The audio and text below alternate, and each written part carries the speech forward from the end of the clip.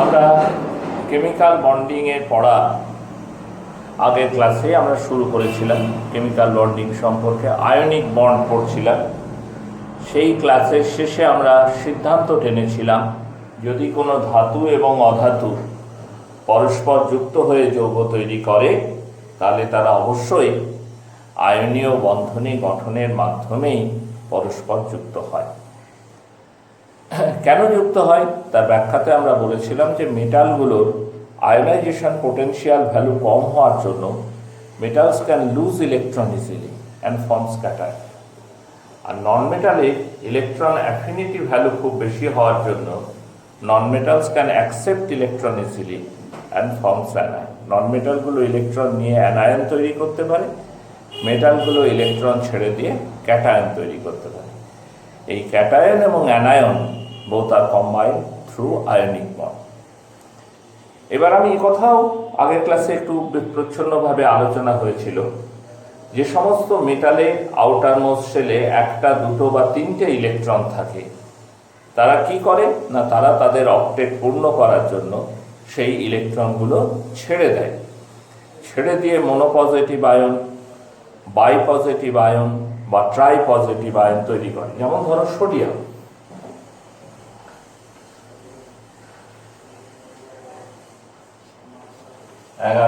Atomic number 1s2 2s2 2p6 3s1।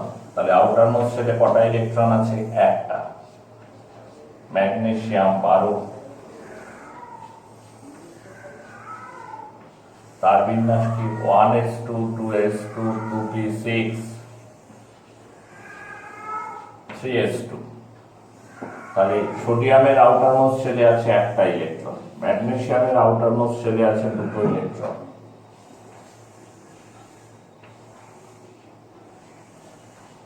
Aluminium 1s2 2s2 2p6 3s2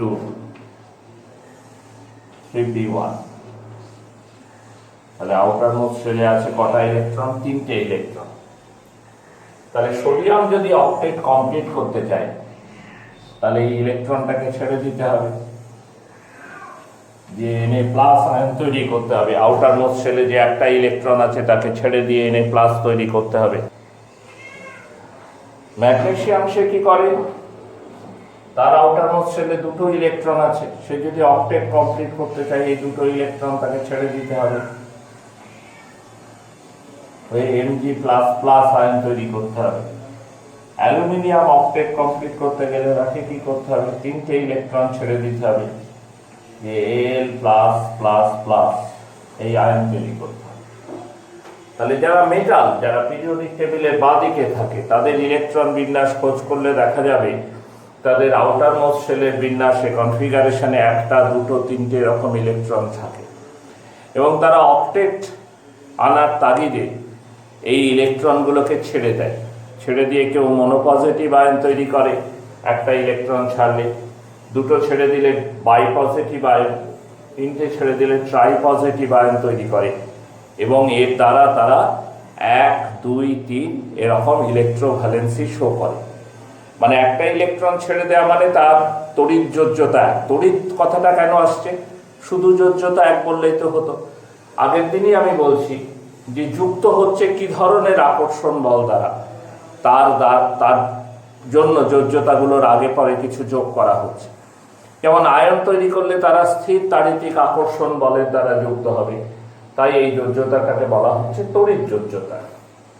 দুটো electron ছেড়ে দেওয়া মানে তড়িৎ যোজ্যতা 2, তিনটে ইলেকট্রন ছেড়ে দেওয়া মানে তড়িৎ যোজ্যতা 3। উল্টো দিকে নন মেটালগুলোর কথা ভাব, যাদের আউটারমোস্ট শেলে 5টা 6টা 7টা করে ইলেকট্রন থাকে, তারা কি করে? তারা অক্টেট পূর্ণ করার জন্য যার 5টা আছে সে 3টে নেয়, যার 6টা আছে সে 2টো নেয়, যার 7টা আছে সে 1টা নেয়। এই করে মনোনেগেটিভ, বাই নেগেটিভ বা ট্রাই নেগেটিভ আয়ন তৈরি করে, এবং এর দ্বারাও তারা 1 2 3 তড়িৎ যোজ্যতা প্রদর্শন করে। যারা একটা ইলেকট্রন নেয় তাদের ইলেকট্রোভ্যালেন্সি 1, যারা অক্টেট কমপ্লিট করার জন্য দুটো ইলেকট্রন নেয় তাদের ইলেকট্রোভ্যালেন্সি 2। যারা অক্টেট কমপ্লিট করার জন্য 3টে ইলেকট্রন নেয় তাদের ইলেকট্রোভ্যালেন্সি 3। এরকম একটা ইলেকট্রন ছেড়ে দিলেও ইলেকট্রোভ্যালেন্সি 1, একটা ইলেকট্রন নিলেও ইলেকট্রোভ্যালেন্সি 1, দুটো ইলেকট্রন ছেড়ে দিলে ইলেকট্রোভ্যালেন্সি 2, দুটো নিলেও ইলেকট্রোভ্যালেন্সি 2। এখন অনেক সময় বিশেষত ট্রানজিশন এলিমেন্টগুলোর ক্ষেত্রে আমরা দেখতে পাই যে আউটার মোস্ট শেলের ঠিক আগের শেল, যেটা ইংরেজিতে বলে পেনাল্টিমেট শেল, তার ডি অরবিটালটা অনেক সময়তেই ইনকমপ্লিটলি ফিল্ড থাকে, অসম্পূর্ণভাবে ভর্তি থাকে। ট্রানজিশন এলিমেন্ট আমি একটা এক্সাম্পল দিই, ধরো আয়রন।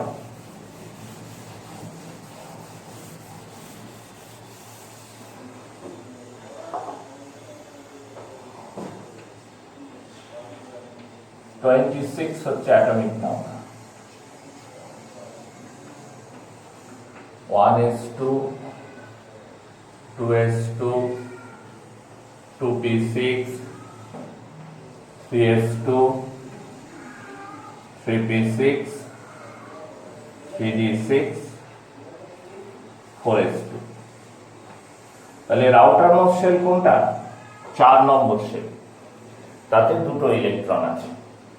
আউটার মোস্ট শেলের ঠিক আগের শেল হচ্ছে 3 নম্বর শেল, এটাকে ইংরেজিতে বলে কি? Penultimate shell. Penultimate shell.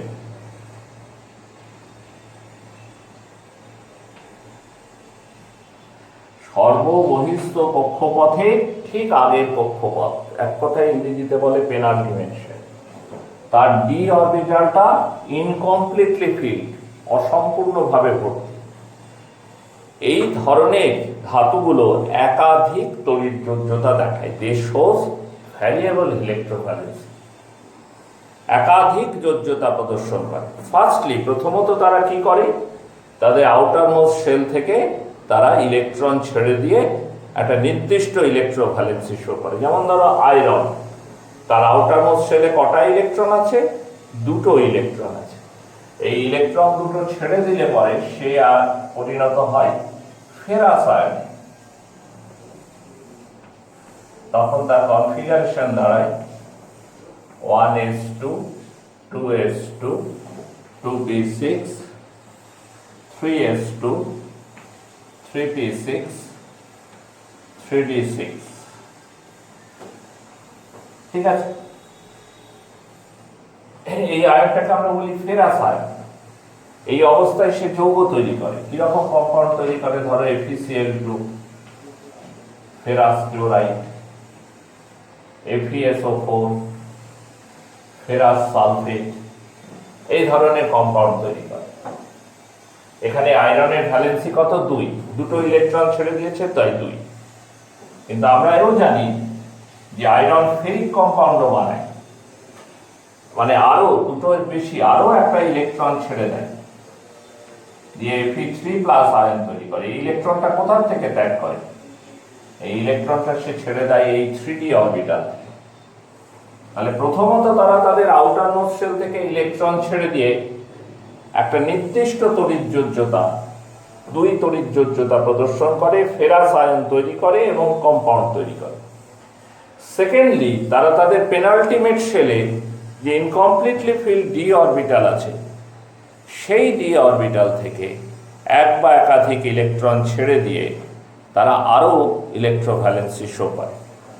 এই যে ফেরাস আয়ন একটা ইলেকট্রন ছাড়লো, কোথা থেকে ছাড়লো? 3d6 থেকে।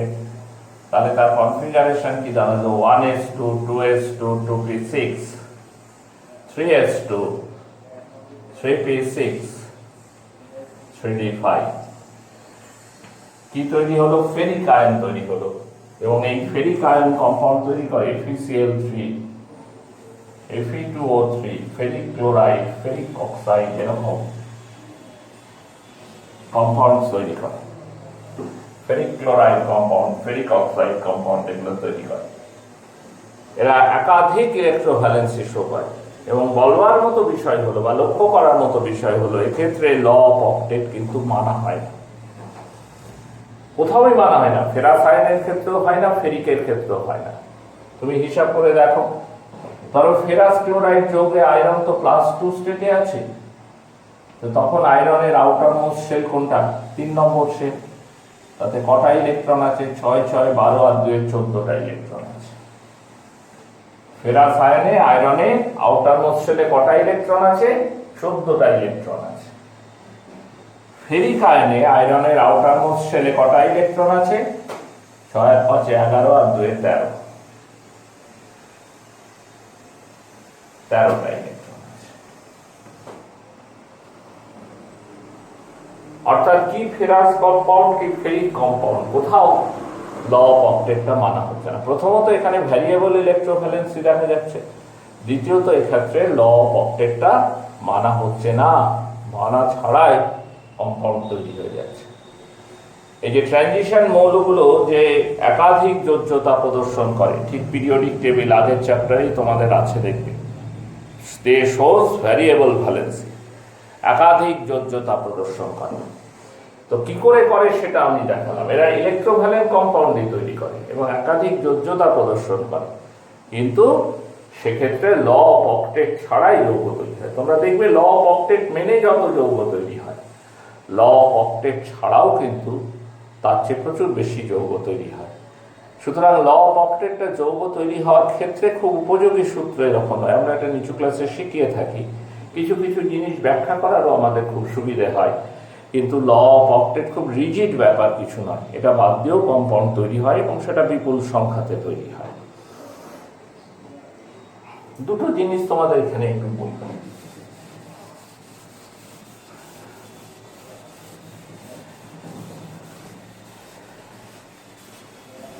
ল্যাটিস এনার্জি, ইংরেজিতে বলে ল্যাটিস এনার্জি।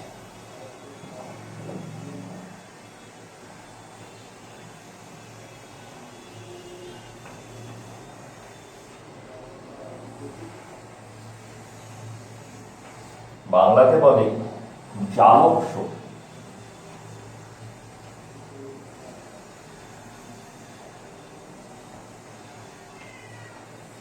কাকে বলে একটু বলি আগে, হ্যাঁ, তারপর এখান থেকে কি কি পড়বো, কি ধরনের প্রশ্ন আসবে সেটাও আমরা আলোচনা করব। দেখো, যে কোনো একটা ইলেকট্রোভ্যালেন্ট কম্পাউন্ড তুমি বেছে নাও, সেই NaCl বেছে নাও। সোডিয়াম ক্লোরাইড একটা তড়িৎযোজী যৌগ, এটাকে তুমি নানান উপায়ে তৈরি করতে পারো।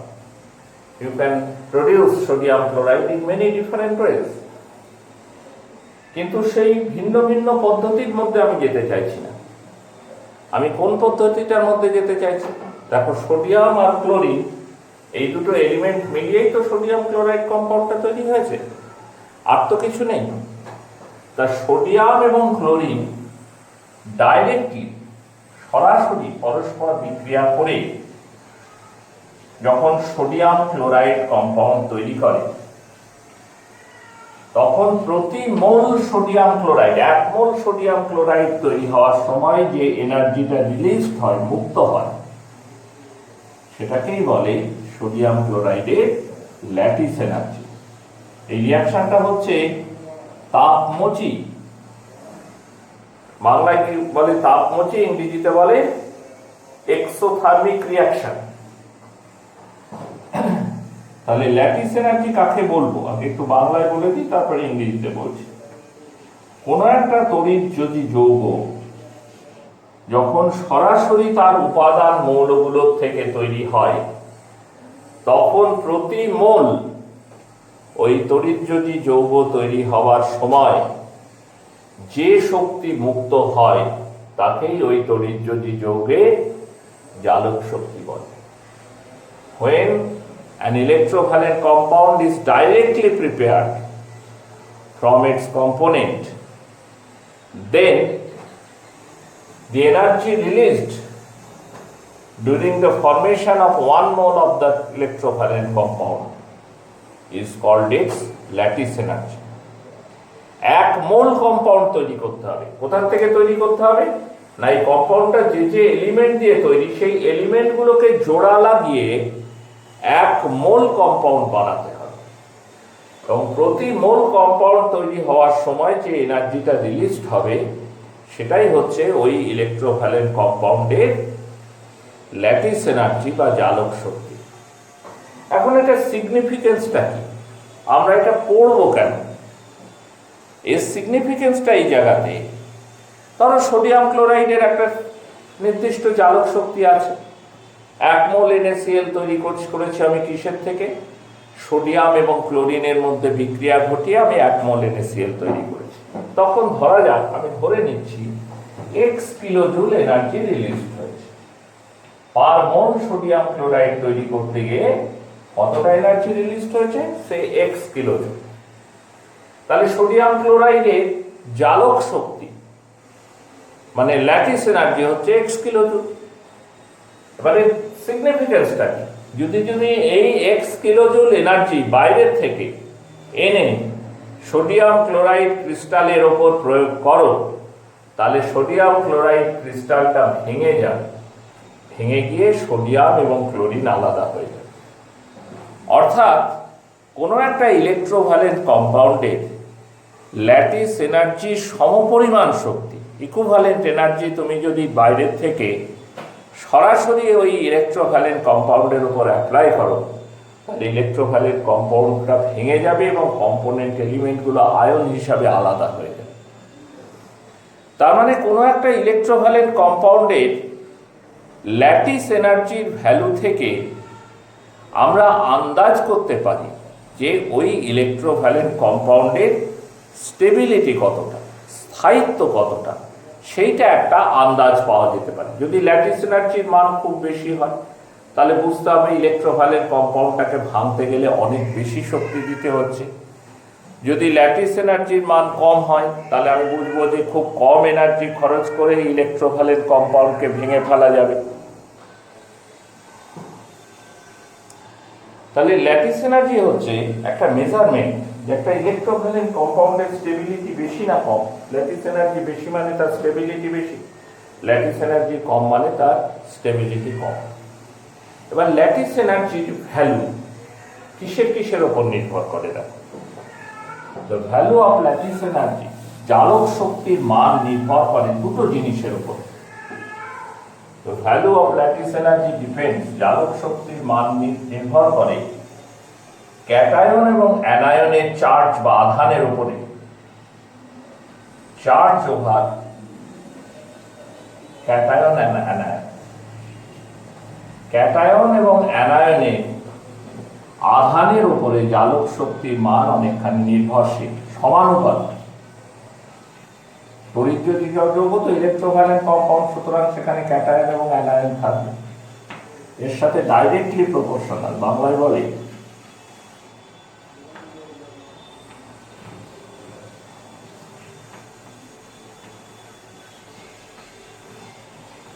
সমানুপাতিক।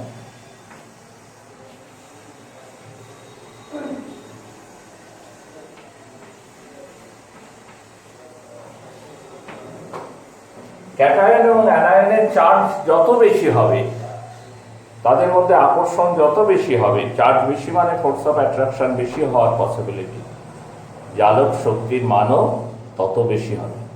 সেজন্য ক্যাটায়ন এবং অ্যানায়নের চার্জের পরিমাণের সাথে জালক শক্তি বা ল্যাটিস এনার্জি হচ্ছে ডাইরেক্টলি প্রপোর্শনাল। আর 2 নম্বর হচ্ছে distance between the nucleus, distance between the nucleus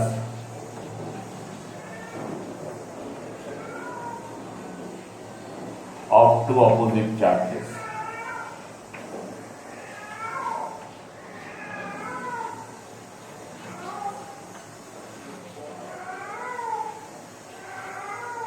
এর সাথে কি ব্যস্তানুপাতিক বা ইনভার্সলি প্রপোর্শনাল।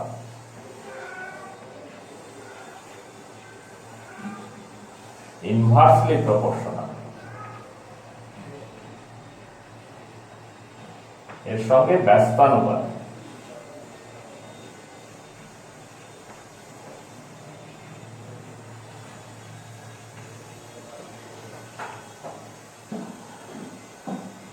ঠিক আছে, দুটো বিপরীত আধানের মধ্যে যে দূরত্ব, দুটো বিপরীত আধানের মধ্যে দূরত্ব বলতে আমরা কোনটাকে বলি? যে পজিটিভ চার্জের নিউক্লিয়াস আর নেগেটিভ চার্জের নিউক্লিয়াসের মধ্যে যে ডিস্টেন্স, সেই ডিস্টেন্সের সাথে ইনভার্সলি প্রপোর্শনাল, মানে এই ডিস্টেন্স যত বাড়বে ল্যাটিস এনার্জি তত কমবে, আর ডিস্টেন্স যত কমবে ল্যাটিস এনার্জি বাড়বে। এটা খুব স্বাভাবিক, কারণ ক্যাটায়ন এবং অ্যানায়নের মধ্যে ডিস্টেন্স বেশি হলে তাদের মধ্যে ফোর্স অফ অ্যাট্রাকশন কমে যাবে।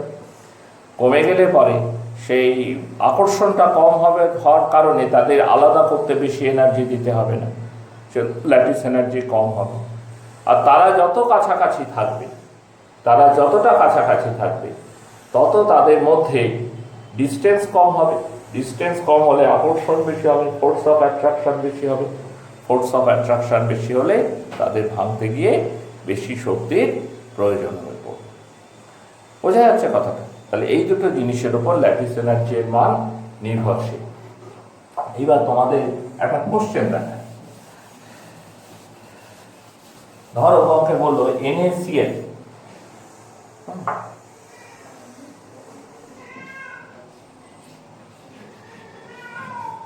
NaBr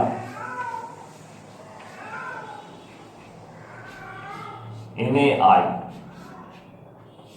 এদেরকে ক্রমবর্ধমান ল্যাটিস এনার্জি অনুযায়ী সাজাতে বলা, arranging them in order to their increasing lattice energy. এদেরকে ক্রমবর্ধমান জালক শক্তি অনুযায়ী সাজা। এখন ল্যাটিস এনার্জির মান দুটো বিষয়ের উপর নির্ভর করে, ক্যাটায়ন এবং অ্যানায়নের চার্জ তার উপর একটা ডিপেন্ডেন্ট, আর একটা হচ্ছে দুটো ক্যাটায়ন এবং অ্যানায়নের মধ্যকার দূরত্ব। তো সেগুলো কম্পেয়ার করি। ধরো NaCl এর ক্ষেত্রে সোডিয়াম +1 ক্লোরিন -1, NaBr এ এটা +1 এটা -1, NaI এটা +1 এটা -1, অর্থাৎ চার্জটা সব জায়গাতেই সমান। সোডিয়াম এবং হ্যালোজেন উভয়ে চার্জ সমান, তাই চার্জটা এখানে ফ্যাক্টর না, এখানে ফ্যাক্টর কি ডিস্টেন্স। দেখো Cl- এর সাইজ Br এর চেয়ে ছোট, Br- এর সাইজ I- এর চেয়ে ছোট। তাহলে হ্যালোজেন যত বড় হবে, আমি ক্যাটায়নটা কম্পেয়ার করছি না কারণ ক্যাটায়নটা কমন, সবকটাই হচ্ছে Na+, অ্যানায়নটার কথা বলছি, I- বড়। তাই I- আয়নের নিউক্লিয়াস আর Na+ এর নিউক্লিয়াসের মধ্যে ডিস্টেন্স সবচেয়ে বেশি, এবং ডিস্টেন্স বেশি বলেই ল্যাটিস এনার্জি সবচেয়ে কম, কারণ ডিস্টেন্সের সাথে সে কিরকম ইনভার্সলি প্রপোর্শনাল। তাহলে NaI এর ল্যাটিস এনার্জি হচ্ছে সবচাইতে কম, তারপর হচ্ছে NaBr এর ল্যাটিস এনার্জি, এবং সবচেয়ে বেশি হচ্ছে NaCl এর ল্যাটিস এনার্জি। এই ধরনের প্রশ্ন অনেক সময় করা হয়ে থাকে, বুঝতে পেরেছি?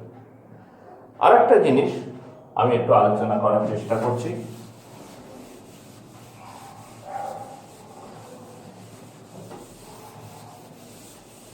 সলভেশন এনার্জি।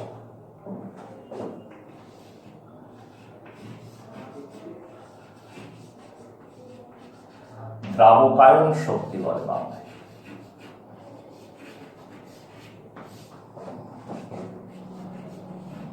দ্রাবকায়ন শক্তি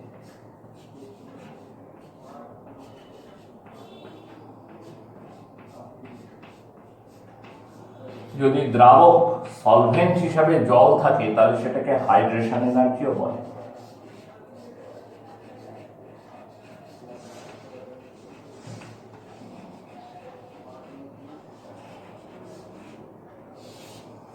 জল হলে হাইড্রেশন এনার্জি, আর সলভেশন এনার্জি কথাটা হচ্ছে জেনারেল, সাধারণ কথা, ঠিক আছে?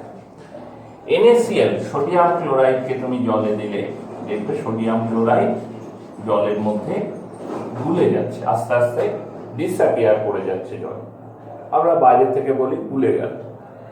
একটু তুমি যদি ঝাঁকিয়ে টাকিয়ে দাও চামচ টামচ দিয়ে, তাহলে তাড়াতাড়ি গুলবে, না হলে ধীরে ধীরে ধীরে ধীরে গুলে যাবে। অ্যাকচুয়ালি NaCl কি করে, NaCl জলের মধ্যে গিয়ে ভেঙে Na+ এবং Cl- আয়ন তৈরি করে। এই আয়নগুলো জলের অণুর ফাঁকে ঢুকে যায়। জলের অণুগুলো ছড়িয়ে ছিটিয়ে আছে, তো লিকুইড কিছুটা ইন্টার মলিকুলার ডিস্টেন্স আছে, সেই ডিস্টেন্সের ফাঁকে ঢুকে যায়, বা আমরা বলি জলের অণুগুলো ঘিরে ফেলে Na+ আয়নগুলোকে। Cl- কেও তাই। আমরা বাইরে থেকে আর দেখতে পাই না, আমরা বলি NaCl জলে গুলে গেল।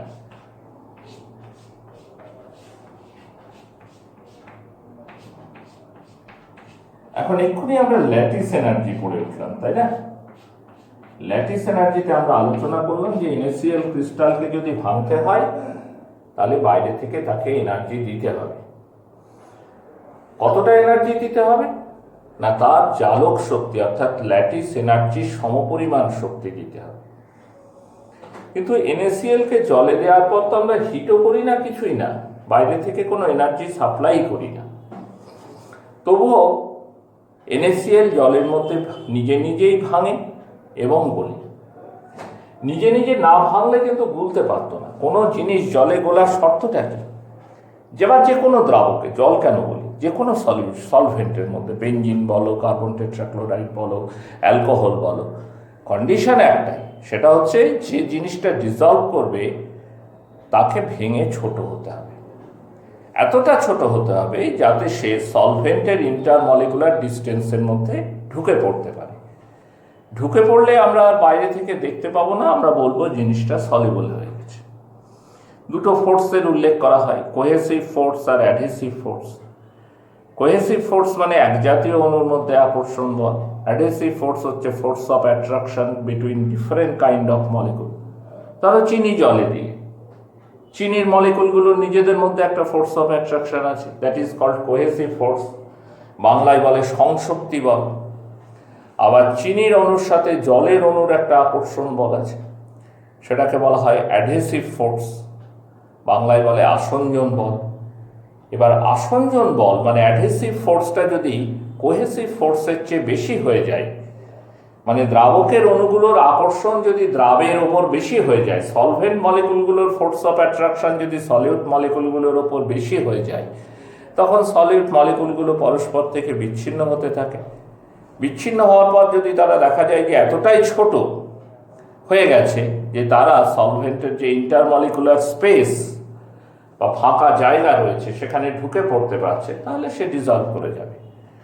তাহলে ডিজলভ করার দুটো কন্ডিশন, একটা হচ্ছে সলিউট বা দ্রাবকে ভেঙে ছোট হতে হবে, তার জন্য অ্যাডহেসিভ ফোর্সটা কোহেসিভ ফোর্সের চেয়ে বেশি হতে হবে। এইবার ছোট হয়ে যদি এতটা ছোট হয়, ভাঙার পরও যদি এমন হয়, দেখা গেল যে ভাঙার পরও তার সাইজ এতটাই বড় থাকলো যে সে আর ইন্টারমলিকুলার স্পেসের মধ্যে ঢুকতে পারছে না, এরকমও হতে পারে, তাহলে সে ওয়াটার সলিবল বা যে কোনো সলিবল হবে না সেই সলভেন্ট। ওয়াটারের কথাটা বারবার মুখে চলে আসছে, কিন্তু এটা যে কোনো সলভেন্টের ক্ষেত্রে এই কথাটা প্রযোজ্য, তাহলে সে সলিবল হবে না। কিন্তু যদি ভাঙার পর এতটা ছোট হয় যে সে ইন্টারমলিকুলার স্পেসের মধ্যে ঢুকে পড়ছে, তাহলে সে কিন্তু সলিবল হবে। এক্ষেত্রে NaCl কে জলে দিলে NaCl ভেঙে Na+ আর Cl- আয়ন তৈরি করে, এবং যেই এই আয়নগুলো তৈরি হয় সঙ্গে সঙ্গে জলের অণুগুলো চারদিক থেকে তাকে ছেঁকে ফেলে। আমি ছবি দিয়েছি, দেখো প্যাটার্নটা খেয়াল করো। জলে অক্সিজেন আছে, হাইড্রোজেন আছে। অক্সিজেনের ইলেকট্রোনেগেটিভিটি বেশি, তোমরা পড়েছো, এবং দুটো করে লোন পেয়ার থাকে। কেমিস্ট্রি বা ফিজিক্স বা সায়েন্সের যে কোনো স্ট্রিম পড়তে গেলে কিন্তু আগে পড়া ভুলে গেছি করে চলবে না, সেই জন্য যথেষ্ট মন দিয়ে বুঝে বুঝে পড়তে হয়। এই যে কথাটা আমি বলছি যে অক্সিজেনের ইলেকট্রোনেগেটিভিটি বেশি, ইলেকট্রোনেগেটিভিটি আমি পড়িয়ে এসেছি আগের চ্যাপ্টারে। সে জিনিসটা কি, তার ইলেকট্রোনেগেটিভিটি কত, তুমি যদি ভুলে মেরে দাও তাহলে সব গেল। তোমাকে যথেষ্ট মন দিয়ে পড়ে সেগুলো মনে রাখতে হবে। অক্সিজেনের ইলেকট্রোনেগেটিভিটি বেশি এবং জলে অক্সিজেনে দুটো নিঃসঙ্গ ইলেকট্রন যোগ থাকে। এই লোন পেয়ার জিনিসটা কি সেটা আমি ব্যাখ্যা করছি মানে পরের ক্লাসে। সেইগুলো দেখো Na+ আয়নকে ঘিরে রেখেছে, তার ফলে Na+ আয়নের চারপাশে একটা নেগেটিভ এনভায়রনমেন্ট তৈরি হয়, যে লোন পেয়ার ইলেকট্রন, আর ইলেকট্রোনেগেটিভিটি বেশি করলে বন্ডিং ইলেকট্রন পেয়ার গুলো অক্সিজেনের চারপাশে থাকে। তার মানে অক্সিজেনটা ইলেকট্রন রিচ। Na+ এর সাথে কারোরই বন্ড তৈরি হয় না, কিন্তু একটা নেগেটিভ এনভায়রনমেন্ট যেন Na+ এর চারপাশে বিরাজ করে। Na+ এর চাহিদাটা কি? Na+ এর চাহিদা হচ্ছে অ্যানায়নের চাহিদা, ইলেকট্রনের চাহিদা। ইলেকট্রন কম আছে, তো সরাসরি কেউই এরা ইলেকট্রন দেয় না, কিন্তু একটা নেগেটিভ পরিমণ্ডল এখানে তৈরি করার ফলে সেই জায়গাটাতে Na+ আয়নের ইলেকট্রনের চাহিদা কিছুটা পূরণ হয়। উল্টো দিকে Cl- আয়নটা দেখো, তাকেও জল ঘিরে ফেলেছে, কিন্তু এবার ঠিক উল্টো ভাবে। এবার হাইড্রোজেন মানে ইলেকট্রোপজিটিভ, Δ+, এরা এরা সব ক্লোরিনের দিকে মুখ করে আছে। তো Cl মাইনাসের দরকার কি ছিল? পজিটিভ চার্জ দরকার ছিল। তো সেই পজিটিভ একটা এনভায়রনমেন্ট সে তার চারপাশে পাচ্ছে, সেখানে তার একটা স্থায়িত্ব তৈরি হচ্ছে। এবং যে জিনিস যত স্থায়ী জানবে তার এনার্জি তত কম। এই যে Na+ এবং Cl- আয়নে ভাঙলো এবং জলের অণুগুলো চারিদিক থেকে সেটাকে ঘিরে ফেললো, ঘিরে ফেলে একটা স্থায়িত্ব, একটা স্টেবিলিটি দেওয়ার চেষ্টা করলো, এর ফলে এদের এনার্জিটা কমে যায়, সেই এনার্জিটা বাইরে বেরিয়ে আসে। সেই এনার্জিটাকে আমরা বলি সলভেশন এনার্জি। অ্যাকচুয়ালি আমরা NaCl কে জলে দিয়ে কখনো হিট করি না বা বাইরে থেকে এনার্জি দিই না, তবুও এনার্জি রিলিজড হয়, এনার্জি বেরিয়ে তবুও NaClটা ভাঙে, NaClটা ভেঙে Na+ আর Cl- আয়ন তৈরি করে।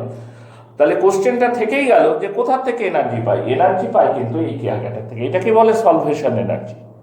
এই যে ক্যাটায়ন এবং অ্যানায়নকে সে স্টেবল করতে পারছে, স্থায়িত্ব দিতে পারছে জলের অণুগুলো, তার ফলে এরা যে স্থায়ী হচ্ছে এবং এদের এনার্জি কমে যাচ্ছে, যে এনার্জিটা বাইরে বেরিয়ে আসছে, দ্যাট ইজ কল্ড সলভেশন এনার্জি, বা জল দ্রাবক হলে আমরা বলি হাইড্রেশন এনার্জি। এই সলভেশন এনার্জির ভ্যালু যদি ল্যাটিস এনার্জির চাইতে বেশি হয়ে যায়, তখন খুব সহজেই এই কেলাসগুলো ভাঙতে থাকে, কারণ এখানে এনার্জি দিতে হচ্ছে পজিটিভ, আর এখান থেকে এনার্জি রিলিজড হচ্ছে নেগেটিভ। তাহলে আমরা যে এনার্জি দিতে হচ্ছে তার চাইতে যদি বেশি এনার্জি রিলিজড হয়, তাহলে সেটা সহজে আমি এনার্জি এখানে পেয়ে যাবে, সিস্টেমের মধ্যে থেকে পেয়ে যাবে এবং এটা ভেঙে যাবে, ভেঙে গিয়ে আয়নে পরিণত হবে। তো এখানে একটা খুব গুরুত্বপূর্ণ কথা, আমরা বলি তড়িৎ যদি যৌগ মাত্রে জলে দ্রবীভূত হয়, কথাটা কিন্তু ঠিক নয়, জানো তো। ইলেকট্রোভ্যালেন্ট কম্পাউন্ড তখনই ওয়াটার সলেবল হবে যখন তার সলভেশন এনার্জির ভ্যালু ল্যাটিস এনার্জির চেয়ে বেশি হবে, তা না হলে কিন্তু হবে না। এরকম এক্সাম্পল আমরা অনেক জানি, ধরো ক্যালসিয়াম ফ্লোরাইড CaF2 কিন্তু ইলেকট্রোভ্যালেন্ট কম্পাউন্ড হলেও ওয়াটার সলেবল নয়, কারণ CaF2-র ল্যাটিস এনার্জির মান খুবই বেশি, তার সলভেশন এনার্জি কখনোই ল্যাটিস এনার্জিকে এক্সিড করে যেতে পারে না, তাই CaF2 ওয়াটার সলেবল নয়। তাই ইলেকট্রোভ্যালেন্ট কম্পাউন্ড হলেই ওয়াটার সলেবল হবে কথাটার মানে নেই। যেসব ইলেকট্রোভ্যালেন্ট কম্পাউন্ডের সলভেশন এনার্জির মান ল্যাটিস এনার্জির চাইতে বেশি হবে তারাই ওয়াটার সলেবল হবে। তা আমরা এই আলোচনাটাই আজকে শেষ করে দেব না, আমার মনে হয় না আমি তোমাদের সবটা পরিষ্কার করতে পারলাম। আমরা আগামী ক্লাসে এই সলভেশন এনার্জি নিয়ে আরেকটু বিস্তারিতভাবে আলোচনা করব। আজকে এইটুকুই থাকলো।